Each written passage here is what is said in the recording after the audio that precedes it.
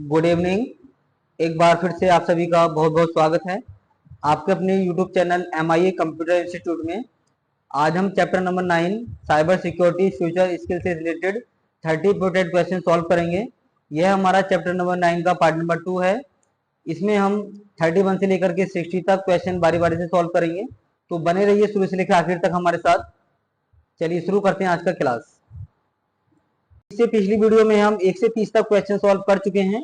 यह chapter number 9 का part number 2 है, जिसमें हम 31 से क्वेश्चन सॉल्व कर रहे हैं। तो आज का पहला क्वेश्चन, डेटा लिंक लेयर आवश्यक सिंक्रोनाइजेशन, त्रुटि नियंत्रण और प्रवाह नियंत्रण के साथ डेटा फ्रेम के ब्लॉक भेजता है।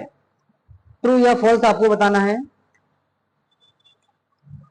तो डेटा लिंक लेयर आवश्यक सिंक्रोनाइजेशन, त्रुटि नियंत्रण और प्रवाह नियंत्रण के साथ डेटा फ्रेम के ब्लॉक भेजता है। ऑप्शन ए यानी कि फॉल्स स्टेटमेंट गलत है।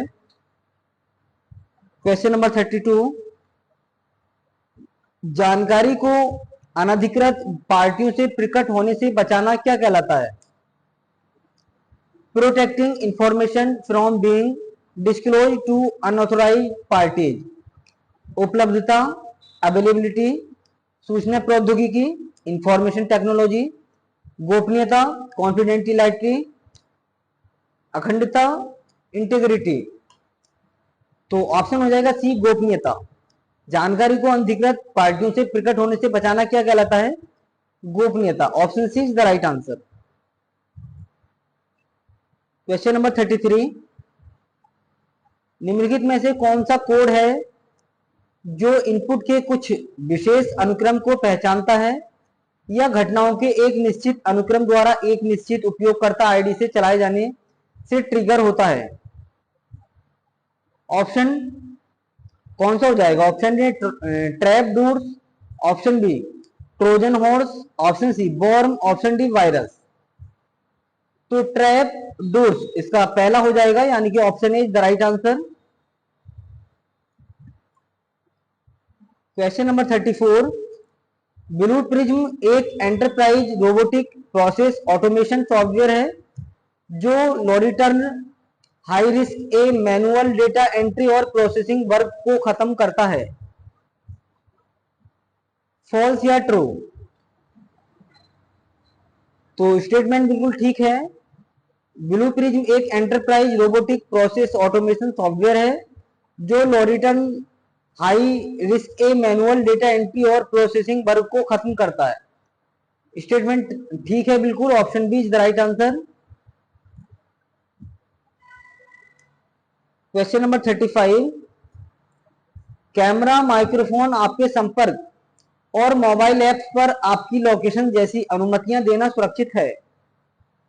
ट्रू या फॉल्स? तो फ्रेंड्स, आपने देखा होगा कि जब आप प्ले स्टोर से कोई ऐप्स डाउनलोड करते हैं तो जैसे कैमरा हुआ, माइक्रोफोन, आपके संपर्क और मोबाइल ऐप्स पर आपकी लोकेशन जैसी अनुमतियां देना सुरक्षित है। वहां पर आपसे उस ऐप्स को डाउनलोड करने के बाद अलाउ मांगा जाता है, यानी कि आपकी अनुमति मांगी जाती है, परमिशन। तो क्या वो देना सुरक्षित है या नहीं? फॉल्स। स्टेटमेंट में कह रहा है कि अनुमतियां देना सुरक्षित है, जबकि सुरक्षित नहीं होता है। Option B is the right answer. False हो जाएगा। क्वेश्चन नंबर 36, निम्नलिखित में से कौन सूचना सुरक्षा का लक्ष्य नहीं है? Which among the following is not the goal of information security? निवारण, खोज, दृढ़ निश्चय, प्रतिक्रिया। दृढ़ निश्चय, determination. Option C is the right answer. Question number 37, यह एक मध्यस्थ वातावरण है जो एक उपयोगकर्ता में एक भौतिक परिवेश में उपस्थित होने की अनुमति पैदा करता है। कौन है वो? www, virtual reality, GUI, HMD। तो आंसर हो जाएगा हमारा B, virtual reality. Option B is the right answer. Question number 38, hacking का कानूनी रूप कौन सा है? हैकिंग का कानूनी रूप कौन सा है जिसके आधार पर आईटी उद्योगों और फर्मों में नौकरियां प्रदान की जाती हैं? Which is the legal form of hacking on the basis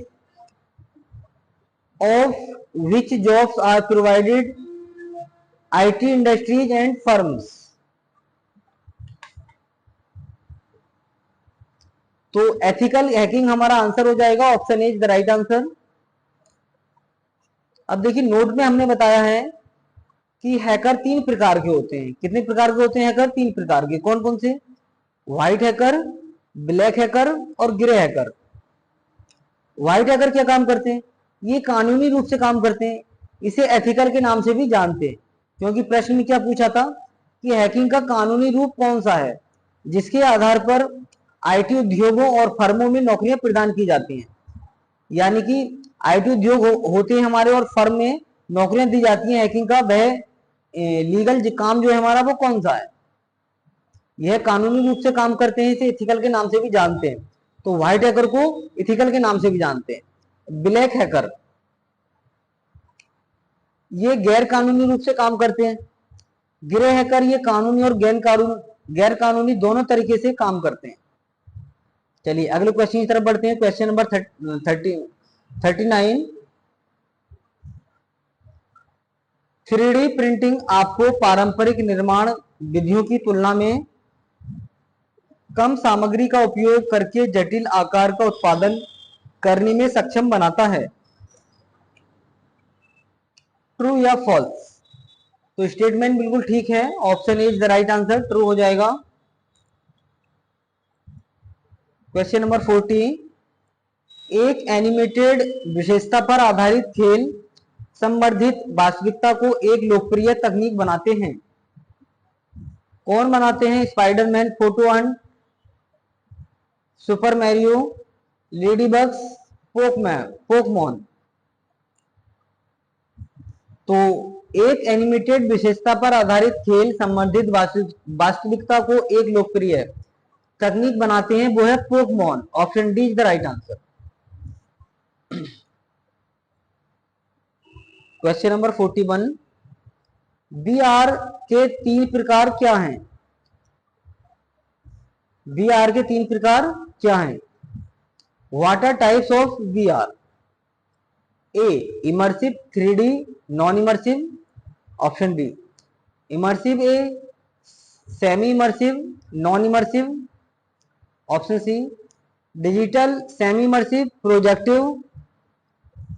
option D 3D, non immersive uh, digital. तो वीआर के 3 प्रकार हैं, इमर्सिव, सेमी इमर्सिव और non immersive. Option B is the right answer.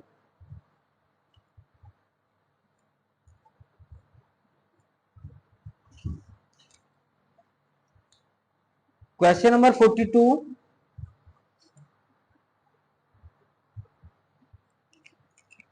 Free call करने के लिए hackers द्वारा इस्तेमाल की जाने वाली सबसे पुरानी फोन हैकिंग तकनीक कौन सी है? Fishing, spamming, freaking, cracking.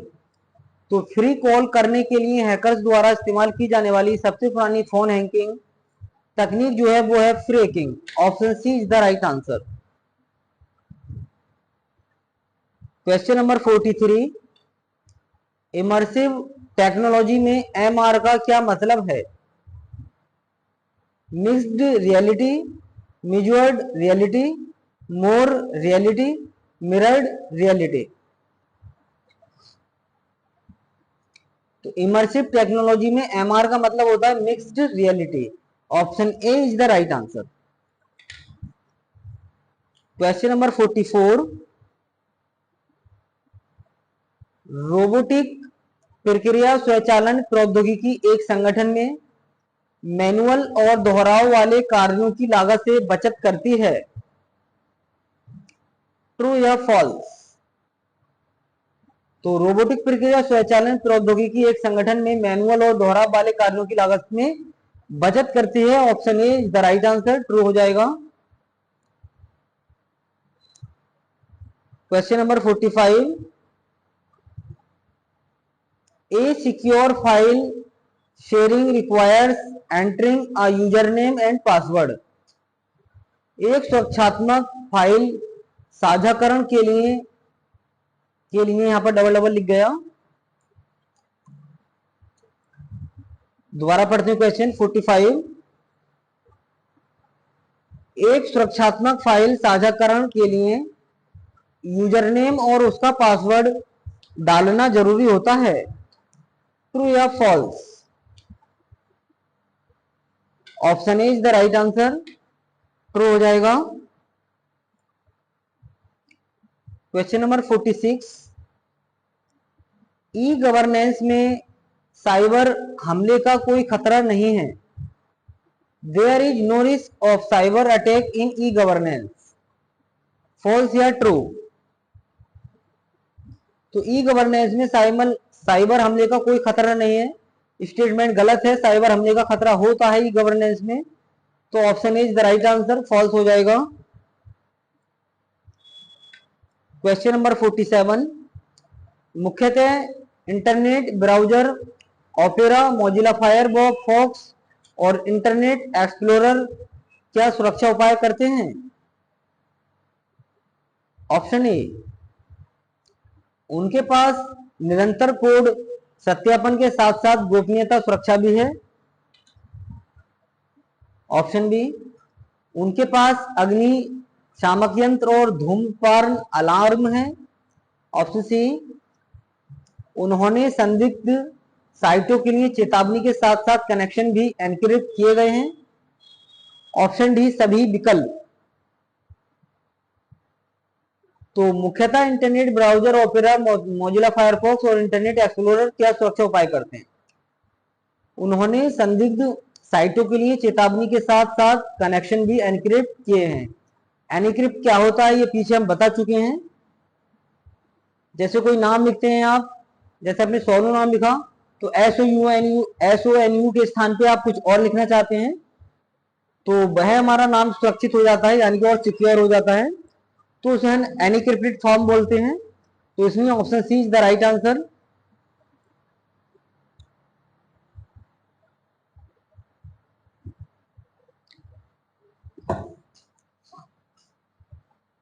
Question number 48,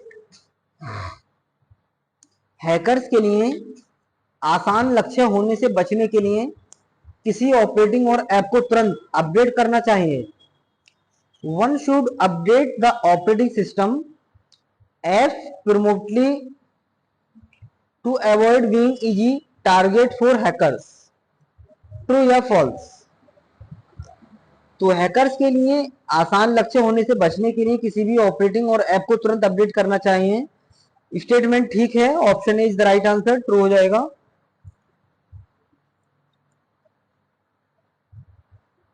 question number 49, निम्नलिखित में से कौन सा एक निष्क्रिय ऑनलाइन हमले का उदाहरण नहीं है? निष्क्रिय ऑनलाइन हमले का उदाहरण नहीं है। MITM, reply attack, fishing, wire sniping. तो कौन सा एक निष्क्रिय ऑनलाइन हमले का उदाहरण नहीं है? Phishing. Option C is the right answer. Question number 50, OTP किसके रूप में भी जाना जाता है? OTP is also known as stable password, dynamic password, static password, fix password. तो फ्रेंड्स, एक फिक्स पासवर्ड होता है जो एक बार आपने सेट कर लिया तो वही रहता है, आप चाहें तो उसे चेंज कर सकते हैं। वैसे एक होता है स्टैटिक पासवर्ड, जैसे आपने देखा कि एक बार बना लिया आपने पासवर्ड और वही पासवर्ड चलता रहता है, आपको लग रहा है कि मुझे पासवर्ड चेंज करना है या मेरा पासवर्ड लीक हो चुका है, तो आप वहां पे उसको भी चेंज कर सकते हैं। वो हमारा स्टैटिक पासवर्ड होता है। जैसे ईमेल का पासवर्ड हर बार चेंज नहीं होता है। डायनामिक पासवर्ड ये हमारा हर बार चेंज होता है। जैसे ओटीपी हुआ, तो ओटीपी जो आपको मिलता है वो डायनामिक होता है, बार बार बदलती रहती है।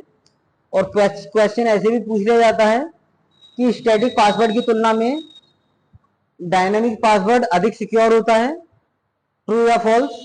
तो फ्रेंड्स, स्टैटिक पासवर्ड की तुलना में डायनेमिक पासवर्ड ज्यादा सिक्योर होता है, क्योंकि ये बार बार बदलता रहता है। ईमेल का पासवर्ड अपने आप नहीं बदलता जब तक आप उसे खुद नहीं बदलते। तो ओटीपी किसके रूप में जाना जाता है? Dynamic password. Option B is the right answer.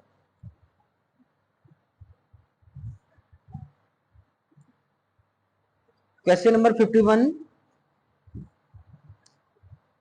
3D printing का कॉन्सेप्ट क्या है?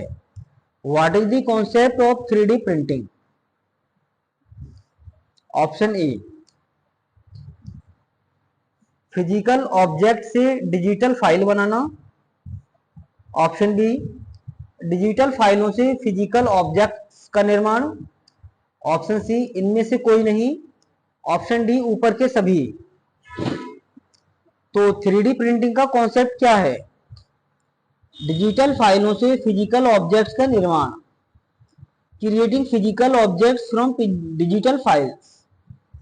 Option B is the right answer. Question number 52, एक रोबोट है। एक रोबोट क्या है? ऑप्शन ए, इनमें से कोई भी नहीं। बाकी नीचे के तीन विकल्प देखते हैं। एक रोबोट क्या है? Multi functional manipulator. Option C, programmable. Option D, programmable और मल्टी फंक्शनल मैनिपुलेटर दोनों। तो एक रोबोट मल्टी फंक्शनल मैनिपुलेटर भी होता है और प्रोग्रामेबल भी होता है। तो option D is the right answer.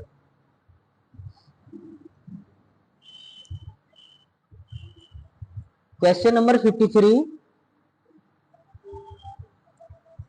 3D printed object का निर्माण एडिटिव प्रक्रियाओं का उपयोग करके प्राप्त किया जाता है, जहां ऑब्जेक्ट तब तक सामग्री की क्रमिक परतों को बिछाने तक बनाया जाता है जब तक कि ऑब्जेक्ट नहीं बनाया जाता है। ट्रू या फॉल्स? ऑप्शन ए हो जाएगा ट्रू, स्टेटमेंट बिल्कुल ठीक है। क्वेश्चन नंबर 54, 3D प्रिंटिंग में अभी तक क्या सामग्री उपलब्ध नहीं है?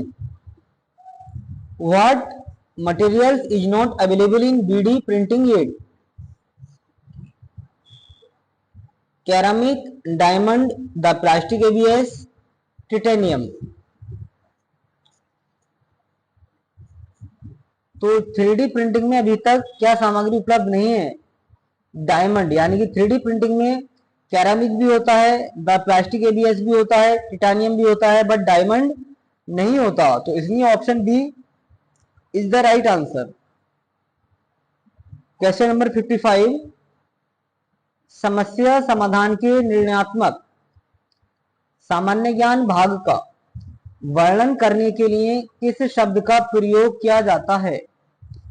What is the term used for describing the judgmental or comments part of problem solving? मूल्य आधारित, अनुमानी, गंभीर, विश्लेषणात्मक।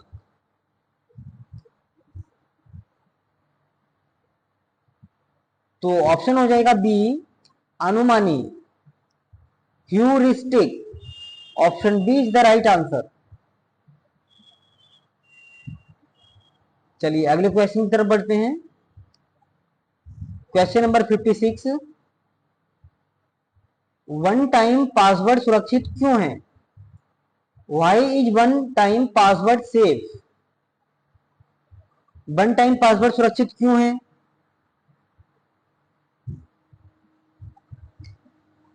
ऑप्शन ए, यह एक जटिल एनक्रिप्टेड पासवर्ड है। It is a complex encrypted password. Option B, इसे शेयर नहीं किया जा सकता है। It can not be shared. Option C, यह हर एक्सिस के लिए अलग है। It is different on every axis. Option D, यह उत्पन्न करना आसान है। It is easy to generate. तो वन टाइम पासवर्ड सुरक्षित क्यों है? यह हर एक्सिस के लिए अलग है। It is different on every axis. तो क्वेश्चन नंबर 56 का आंसर हो जाएगा ऑप्शन सी, यह हर एक्सिस के लिए अलग है। Option C is the right answer.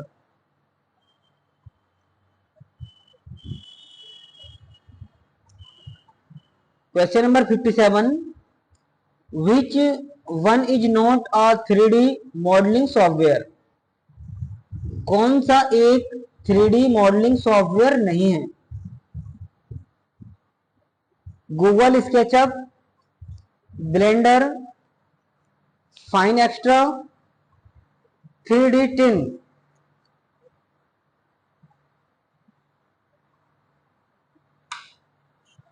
तो कौन सा 3D मॉडलिंग सॉफ्टवेयर नहीं है? इसमें 4 विकल्प हैं, जिसमें 3 होते हैं, एक नहीं है, ये आपको बताना है।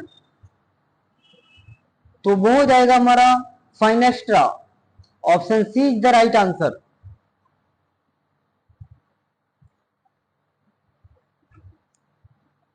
Question number 58, this technology takes the existing environment of users and adds a layer of virtual information on it. यह तकनीक उपयोगकर्ताओं के मौजूदा वातावरण को लेती है और उस पर आभासी जानकारी की एक परत जोड़ती है। वो क्या है जिसमें एक परत को जोड़ती है? संवर्धित वास्तविकता, augmented reality, B option B मिश्रित वास्तविकता, मिक्स्ड रियलिटी, ऑप्शन सी उपक्षेत्र वास्तविकता, subspace reality, option D आभासी वास्तविकता, वर्चुअल रियलिटी। तो ऑप्शन ए हो जाएगा संवर्धित वास्तविकता। Option A is the right answer. Question number 59, blockchain is a digital global ledger on which transactions are recorded chronologically and viewable to all who have access। Blockchain एक digital global ledger है जिस पर लेन then कालानुक्रमिक रूप से दर्ज किए जाते हैं और वे सभी देख सकते हैं जिनके पास एक्सेस है। ट्रू या फॉल्स? तो स्टेटमेंट बिल्कुल ठीक है, ट्रू हो जाएगा। Option A is the right answer. आज का लास्ट क्वेश्चन, क्वेश्चन नंबर 60,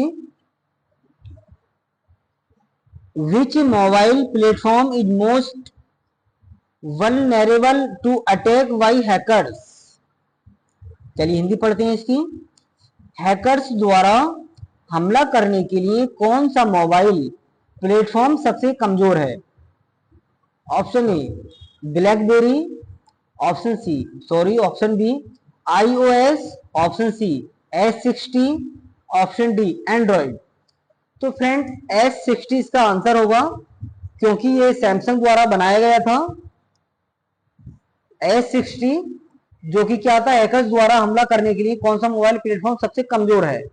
यानी कि S60 जो मोबाइल था, अगर उसको हैकर्स अटैक कर ले उस पर, तो वो थोड़ा कमजोर माना जा रहा था, यानी कि फुल तरीके से पूरा पावरफुल नहीं था।